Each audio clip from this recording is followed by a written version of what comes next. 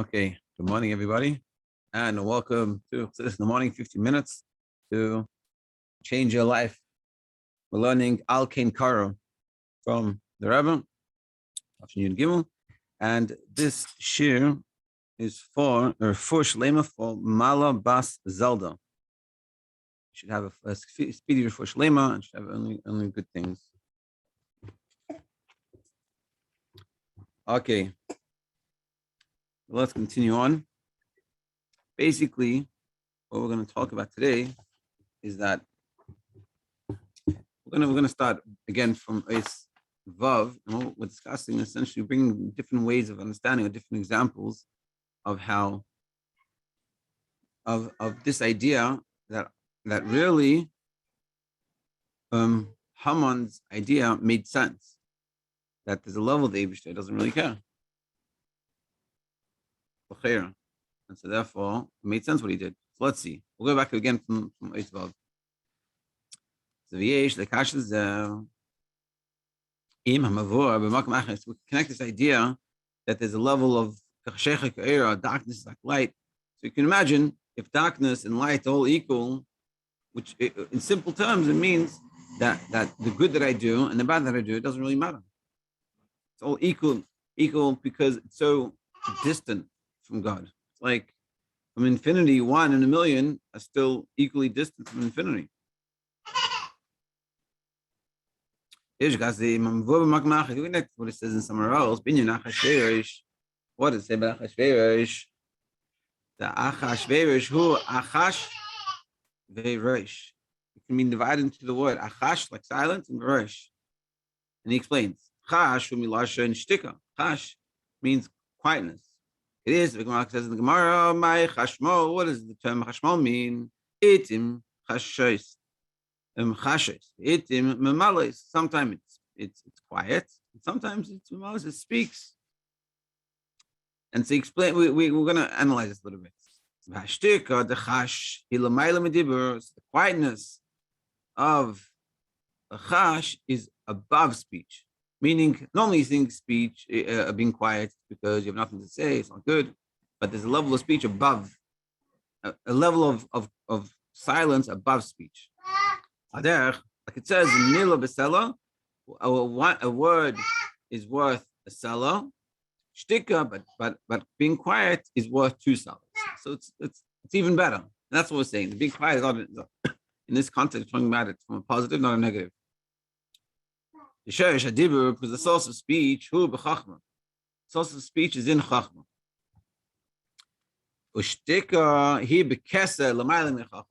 But being quiet is coming from Keser, which is above Chachma.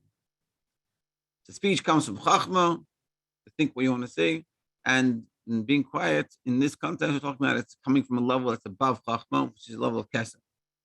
It's like a Ratzah in your will, or like a crown, it's above the person. Remember, as like the Rabbi say, Siag l'chachma shtika. A siag, a fence, l'chachma is being quiet.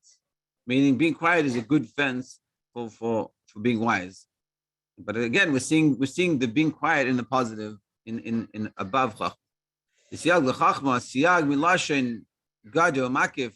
Siag is like a fence, but it's also just it surrounds. It's greater. Who keser shleman mechach, which is level of keser that's above chachma. Yeah, so now that we understand that in this context that being quiet has in this context it's a higher level than speaking. Let's connect this to what we're talking about. This medrash, what it says in the medrash. Says in the medrash, Achashverosh. It's referring to God. That the beginning and the end is His. It says in the Medrash that Achashverosh comes to know is referring to Hashem, because if you think about the word Achashverosh means Achris, the end, Verashis, the beginning is His. So who is it? What thing is the beginning and end that's theirs? It's God. So the beginning and end is His. Therefore, Achashverosh is talking about God. Now he'll explain it. Keser in general comes from the level of sever. Which is above Seder Shtashus, above nature. There has Sevev, Kelel, Achos, Rashis, B'Shavev, because the light of Sevev, it includes within it the end and the beginning. Sevev, the end and the beginning, it doesn't it's above all of that. Because let's say in Sedi Shtashlos, so you have Atzilus, Brit, you have all these worlds, and one is greater than the other, and one is the beginning, so to speak, one's the end. Whereas Sevev, it surrounds all of them. Not that it surrounds them like like just around them. They don't take up space. So the Keser, Atzilus, and Asiya, that they're equally irrelevant. It's a man mistashos, working different wavelengths. There, Sevev, Kelel, Achos, Rashis, B'Shavev. So the Achos and Rashis, the beginning and the end, the level of godliness within the confines of beginning and end, it doesn't take up space at all. Achos, Rashis, Shalei. That level, it's so to speak, it belongs to Sevev Kalman. It doesn't have this. So what are we essentially saying in simple English? We're saying there's a level of godliness that Achos, Rashis, Shalei, that there's a level of godliness within Seder Shtash, within nature, that there's a beginning, there's an end, and what we do makes a difference. But then there's a level of godliness that's a lamaila this, that the beginning and the end doesn't make a difference. Like we used the marshal before, like there's the ants in my ants farm that I have at home, and I look at them and I analyze them and I see what's going on and I care about them. But then there's a level of me that I don't care. Like my whole day is not consumed with these ants. And that's different levels of us. The Torah Harvest, we need to understand something. The Gemara is the Achashverosh. It says in the Gemara, the Achashverosh, who al Hashem, why is it called Achashverosh? Shehushcheru, that he darkened name the faces Shal Yisrael b'yamav of the Jewish people in their days. And then he darkened the faces of the Jewish people in their days, meaning in was so bitter for us, it became dark. Dark in it, like it was hard.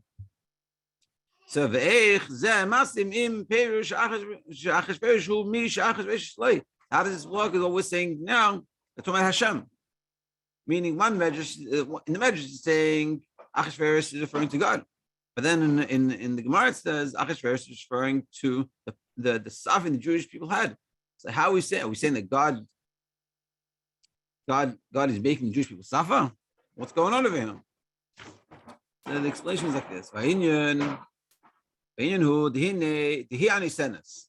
this is exactly the point. What we're saying.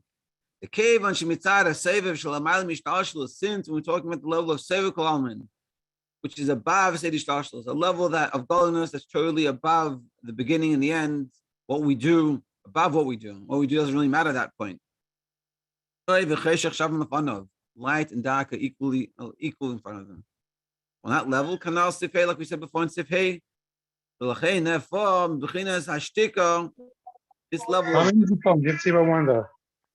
this level of being quiet. Check the window.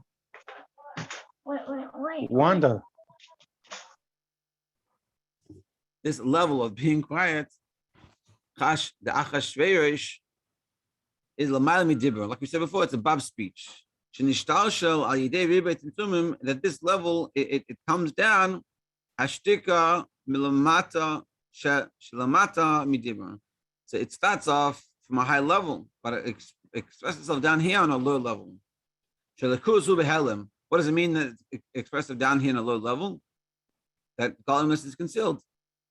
He says literal concealment. We don't see godliness. It's below revelation. Until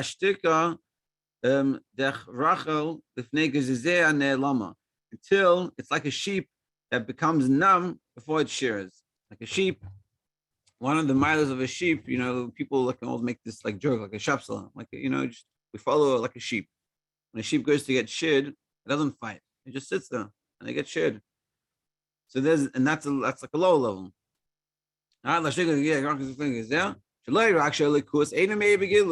Meaning not only that elikus, that godliness is not revealed. The klipa conceals, covers over the godliness. So you have godliness revealed, the godliness that doesn't irrelevant, in the whole world, and then achos ratius, it doesn't make a difference. Then you have a level of godliness as it is expressed in that, and you have a level of godliness as it becomes quiet in a negative sense what's going on in the world. The klipas noiga nikres chash. This is the klipas noiga. This is the klippa that can be transformed to good or transformed to bad. It's parv, but it's on this level of chash, of this silence, that it's being silent. Things are happening and it doesn't do anything. To the point that it connects the three unclean klippas. Reish. So what we're saying is that there's different levels of godliness and different levels of expression of godliness. And the level of expression of godliness in here, and ultimately what he's saying is, and he's going to explain to it more later, he's saying that this level of godliness is expressed in the world, and God doesn't really care. And what's happening, even though they're not good things, he doesn't care. Because we said before, we had the question, we said, in the Medrash it says, Achashverosh, oh my God. And then we're saying, in the Gemara, that Achashverosh caused pain for the Jewish people. So we're saying, it's the same point. Because there's a level of godliness that's way above and beyond anything that happens in this world. This world doesn't make a difference. Like two ants across the street get into a fight. What do I care about ants across the street in the fight? I don't even recognize them. So, and there's a level of godliness infinitely more so than this. He doesn't care about this. That all this thing doesn't really matter. And it's irrelevant. And it's irrelevant what's going on. Or you could say, to put it in the context of why this matter being said, that Stalin was causing problems to the Jewish people. They're essentially saying there's a level, like how's this happening? He's saying because think about it, there's a level of godliness that we don't really matter.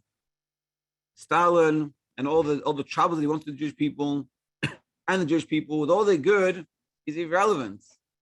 It's he's like the Sever, but even above that, that Achashverosh doesn't really matter. And therefore bad things can happen to the Jewish people, and that's what he's saying here. There's different levels of godliness, and there's a level of godliness that what we do doesn't really matter. That us being Jews and the Havdil, a guy trying to destroy the Jewish people, Haman or Stalin, it doesn't really matter. And it's irrelevant. And therefore, Haman has this svara that he realizes that he's trying to tap into this level of godliness. He's like, listen, God is real. How real is he? He's very real. And clearly there's a point of godliness that it's irrelevant what anyone does. Because it'd be foolish to say that he cares about everything all the time. There's no level of him doesn't care. There must be. On that level, if I tap into that level, then I can destroy the Jewish people. That's my chance. Which is a good svara. And that's what we're going to explain. And that's what we're going to explain tomorrow. What like this, we're going to sort of tie it back in. Rabbi is very methodical in this matter, very clear about what he's explaining. So tomorrow, continue is design. So just let's think of something to take away. You think about it, what our level of relationship with God. I think it's something to think about is what's the answer to the question? Does God really care? And this is one of the biggest things that Mount Human talks about a lot, like that Hashem really needs your mitzvahs. And so a lot of people have a struggle with this, and I had a struggle with this for a long time.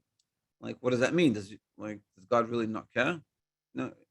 And for us, it's of course. Like God is way above and beyond anything. You think he cares what you do? So there's a level that he does care. He's being nice to you, and it makes a difference. But truly, it doesn't matter. And this is what Achashverosh is saying. It's true. God doesn't care, and we have to ask ourselves: do we really believe that God cares about what we do? So I don't watch Nagavasa today. It makes a difference to God, but I don't watch Nagavasa. It's like someone said once, I think to the Rabbi, maybe it was in Einstein even.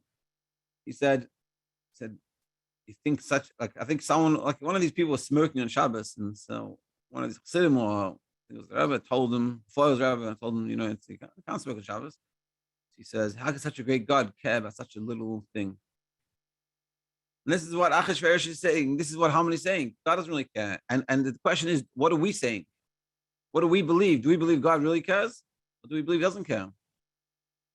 And ultimately, we should believe that he does care. We have to understand it, because we're seeing in the story what's going on. Seems like he doesn't care. So to be continued to get the answer.